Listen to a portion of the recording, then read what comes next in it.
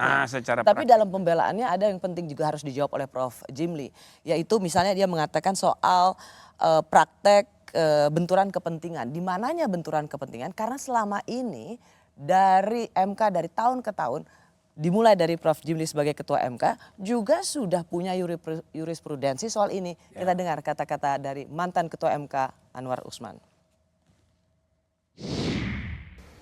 Terkait dengan isu konflik kepentingan, konflik of interest.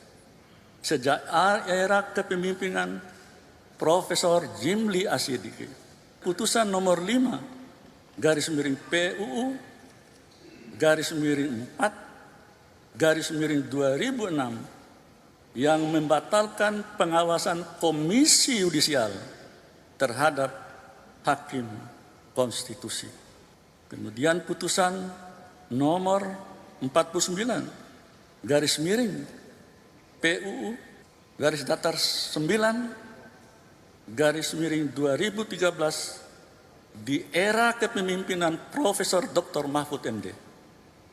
Kemudian putusan nomor 1 garis datar 2 garis miring PUU garis datar 12 garis miring 2014 yang membatalkan Perpu Mahkamah Konstitusi di era kepemimpinan Bapak Hamdan Zulfa. Dengan berbagai jurisprudensi di atas yang pada intinya menjelaskan bahwa perkara pengujian undang-undang di Mahkamah Konstitusi adalah penanganan perkara yang bersifat umum, bukan penanganan perkara yang bersifat pribadi atau individual yang bersifat private. Saya rasa Prof. Jimli perlu menjelaskan dan mengklarifikasi soal ini karena mantan Ketua MK ini yaitu Pak Anwar Usman ini sedang menyindir Anda dan para Ketua MK lainnya. Ya ini saya agak sedih juga ya. Ini kan soal benturan kepentingan itu kan bisa dirasakan, tidak perlu tertulis. Jadi written ethics and sense of ethics sama penting itu. Nah, jadi kalau misal merasa kepantasan dan sebagainya, itu dengan pembelaan tadi itu kan mencari alasan pembenar. Tapi itu kan menunjukkan bukti jadi perilaku yang sudah biasa. Ya. Kan begitu. Ya. Nah, dulu juga ada seperti itu, jurisprudensi seperti ini. Dan boleh jadi di antara putusan itu ya yang sebelumnya itu yang tadi disebut dan bahkan mungkin banyak lagi itu hanya beberapa. Barangkali benar. Misalnya putusan mengenai perpanjangan usia dari MK. Itu kan menyangkut kepentingan pribadi. Betul. Ya kan? Ini semacam itu disebut oleh para pakar konstitusi sebagai gratifikasi pasal. Ya, nah jadi tapi waktu itu sudah diributkan oleh masyarakat tapi kan tidak sebesar kasus sekarang. Artinya ini sudah jadi kebiasaan yang dibiarkan. Maka itulah dalam salah satu putusan MK itu teguran kolektif terhadap 9-9-nya. Ya, itu satu hal Prof, maaf Ya. Prof. Tetapi kan ia juga menyebut nama Prof Jimli. Jadi sejak MK ini didirikan oleh Ketua MK yang pertama, benturan kepentingan itu juga ada. Kalau misalnya kita lihat contoh soal yang disebutkan oleh mantan Ketua MK ini, soal KY, bagaimana putusan Prof Jimli itu menghapus kewenangan Komisi Yudisial di Mahkamah Konstitusi. Nah itu kan juga tentang diri sendiri atau tentang institusi MK. Gimana menjawabnya Prof? Ya itu selalu dibicarakan, banyak yang salah paham. Harus dibedakan kepentingan institusi bernegara dengan kepentingan pribadi. Yang kita bicarakan konflik kepentingan itu adalah pribadi, bukan institusi. Misalnya kami membatalkan pasal 50 Undang-Undang MK, undang-undang sendiri. Yang membatasi undang-undang yang boleh diuji oleh MK, undang-undang sesudah tahun 99. Ya. Nah itu kita batalkan. Oke. Lalu orang mengatakan, waduh ini MK membuat meningkatkan kekuasaan untuk diri sendiri.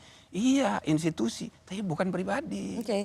Nah, Tapi saya sama. Ya, saya mau masuk juga logika pembelaan dari seorang Anwar Usman. Dia bilang begini, loh kalaupun ia ikut menentukan putusan soal batas usia capres-cawapres, itu bukan untuk dirinya sendiri.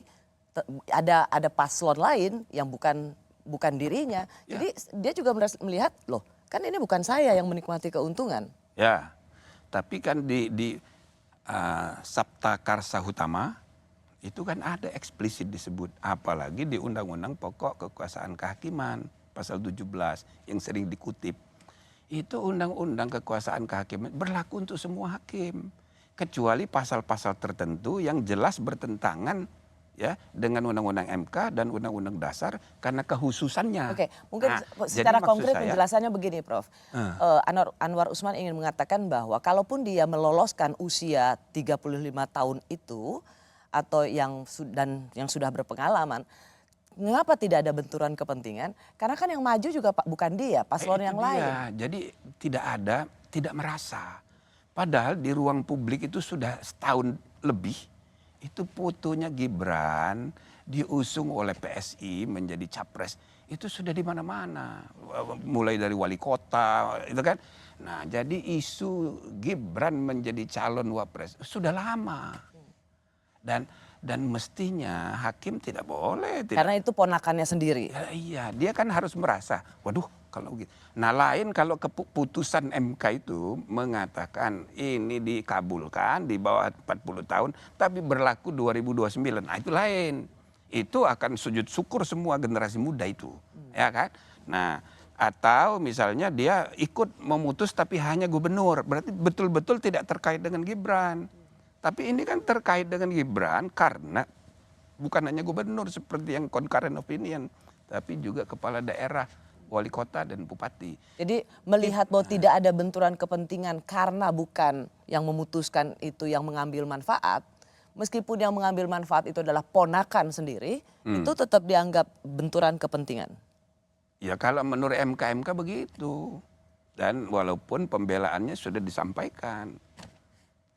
Mestinya saya tidak usah komentar lagi, sudah putusan final, mengikat dan sudah dilaksanakan pagi tadi. Ya.